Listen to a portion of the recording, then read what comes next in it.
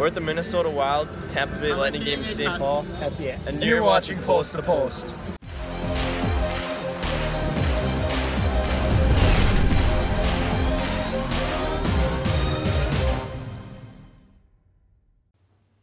Hello and welcome to Post, the channel where we discuss all things hockey and all teams. And you know what? Mark strikes again. He sent in this Minnesota Wild jersey with number 20 Suter on the back. I'll show a picture of it on the screen as well. And man, oh man, like if I think back to last year, the Minnesota Wild jerseys, the dark one that had I think the red and the green around the arms, and had this logo inside, a circular kind of logo that said Minnesota on the top and Wild on the bottom, I believe. If I had to choose between those two jerseys, this one and the one I just said, I would choose this one actually, because the logo is one of the best part about the Minnesota Wild jerseys, and I like it to be as big as possible. And usually I don't collect white jerseys. I mean, you can tell behind me, they're all dark jerseys, but man, this is one of the white jerseys that I would have really loved to have. So I don't know how you knew, Mark, but you knew. I didn't tell you. So thank you very much, my friend. It means a lot. So very happy to wear it in this video, as well as this hat. This was sent in as well. And the Minnesota Wild. When I did my predictions before the season started, a lot of people harped at me because I predicted that the Minnesota Wild would fall just outside of the playoffs when the season ended. Now, that's basically where they are right now, so it's one of the only predictions I actually got right. But I think they're in an interesting position. We just want to go through a bunch of stuff here, and at the very end, I'm going to answer if I think the Minnesota Wild are going to make the playoffs or not. So we look at the standings, and I'll put this up on the screen as well. Winnipeg has 63. This is just their division. Winnipeg has 63. They played 48 games. Nashville has 62 points. They played 45 games. St. Louis has 59 points. They've played 49 games. And the first wild card spot is Dallas. They have 58 points with 48 games played. Second wildcard spot is Colorado with 57 points, and they have 46 games played. And if we look outside the playoffs, Minnesota is in ninth, technically, with 57, with 48 games played. Los Angeles, 55 points, 47 games played. Anaheim, 53 points, 48 games played. Chicago, 50 points, 47 games played. Edmonton, 45 points, 47 games played. So there's an interesting little spread there, and pay attention to games played. Because if you look at Colorado, they're tied with Minnesota, but they've played 2 less games.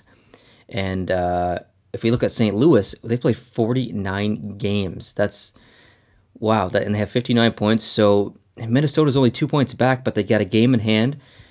It's really tight in the Central. It's kind of like the Metro. I mean, the Atlantic is basically out of it as far as wild card spots. At least the Pacific Division has a few teams on the bubble there that could get in. Los Angeles, Anaheim. It's going to be really close. If we look specifically at the players on Minnesota, we have Eric Staal leading the team in points with 41, Granlund 38, Zucker 35, Suter 31, Koivu 26, Dumba 25, Spurgeon 24, Niederreiter 19, Coyle 19, and Winnick 14.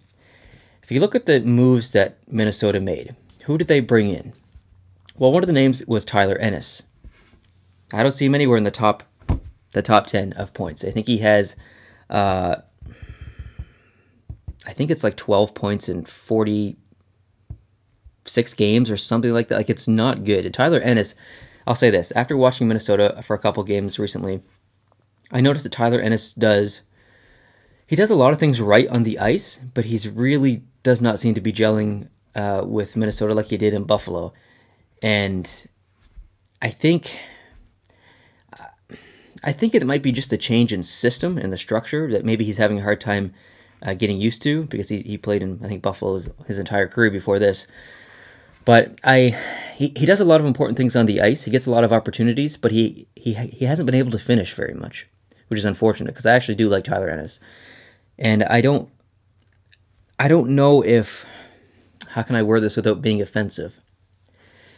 I don't know if giving up Pominville for Ennis, and there's a few other pieces on that trade too, I don't think that was a very favorable trade for Minnesota, even though they got the younger player, at least short term. I'm sure Ennis will turn around and stuff, but short term, I think Pominville still was the right answer. I thought Pominville gelled really well in Minnesota. That was kind of a weird trade in my opinion. But anyway, who do I think is the best player on the team? I mean, besides defensively, Suter and stuff, the best offensive forward, I think, is Granlund. He's played less games than everyone else. He's still got 38 points. I really, really like Granlund a lot. Koivu is my favorite player on the team because of Saku Koivu, his brother. And he's struggled a little bit offensively, and Koivu plays a really similar role to Patrice Bergeron in Boston. Both great two-way players. Koivu is very responsible defensively. He's a great leader. I would have liked to see a little bit more points from him because he is pretty offensively gifted as well. So he's having just a little bit of a slow year, but not too bad. If I look at the teams, like where they fall in each category, power play, 14th, 19.9%. Penalty kill, it's one of their best standings in any category. They're 7th with 83.3%. I wanted to look at their even strength goals, and they've scored 105 even strength goals, which puts them in 14th place in the league as far as even strength goals. So they're right there in the middle of the pack, and that's really my point for my next sentence. I looked at all the categories, and Minnesota isn't really near the top on any, and they're not really near the bottom on any either. They're kind of in the middle ground of the entire NHL, and that's not a bad thing. That's actually a good thing because it means they're kind of going under the radar a bit, and they are. Not many people are talking about Minnesota, which isn't really a good thing if you're a Minnesota fan because you're missing out on some of the conversations about your team, but it's also a good thing because there's no drama coming out of your team. There's no crazy losing streaks. There's no crazy trade rumors or anything like that. If the media is not talking about your team, it's probably a good thing, actually. And I wanted to look at their upcoming schedule, and this is going to get into my prediction on if they're going to make the playoffs or not. And I think a lot of it comes down to goaltending because Devin Dubnyk is one of the best goalies in the league, but he's streaky. He's so streaky, it's unbelievable. So from missing from the team, I would say, is consistent goaltending and offensive production from Tyler Ennis and a few other little things, but I'll just leave it at those two. So if we look at the teams that they have to play for the rest of their season, what teams are playoff teams and what teams are out of the playoff picture, or out of the playoffs currently? So they, from the remaining games, they play 20 of the games against playoff teams and 14 against non-playoff teams. So they have a really, really tough schedule. And I dove just a little more in-depth into their schedule because I wanted to look at the last probably month or whatever of their schedule. And I looked at the last 3 weeks specifically. And it's tough. They have a really, really tough last 3 weeks of their schedule, which I think will make or break their season completely. Their entire season rides on how well they're going to play in the last 2 or 3 weeks. So in the last 3 weeks, they play LA, Nashville, Boston, Nashville, Dallas, Edmonton, Anaheim, LA, San Jose. Huge interdivisional matchups, huge interconference matchups, and the games that they play outside of their conference is Boston, one of the hottest teams, if not the hottest team in the league right now. So they have to go to California for those last 3 games, so that stretch, that's going to be really tough. Those divisional games between two against Nashville, 2 against Dallas, like that's huge. Those are massive points. It's going to be really interesting to watch Minnesota in the last 2 or 3 weeks of the season, as well as Dallas, as well as Nashville. Nashville will be okay. I think they've got like 4 games in hand on St. Louis and 3 games in hand on Winnipeg. I think there's nothing to worry about in Nashville, but those are huge points for Minnesota. It's going to be really interesting to see what they do.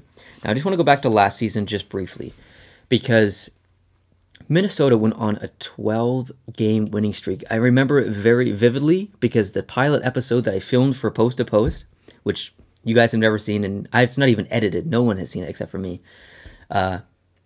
was during that winning streak, actually. I talked about it. I remember vividly because Columbus was on the same kind of crazy winning streak, and they ended up playing each other, and Columbus won 4-2. It's how this channel started. I remember talking about that. Was one of the 3 things I talked about in the pilot episode. So I think Minnesota has the ability to not necessarily go on a 12-game winning streak again, but really string a lot of wins together. Win 3, lose 1, win 4, lose 2. If they can do that, they're going to be right there. And then it's going to come down to those last 2 or 3 weeks of the season and those interdivisional matchups. It's going to be exciting. It's going to be really exciting. And I'm not a huge Minnesota Wild fan. I think they're in my top 10, but I don't follow them like religiously or anything like that. But it's going to be exciting to watch them play. And it's tough for being on the East Coast to see some of those West Coast games sometimes because of the time difference and stuff.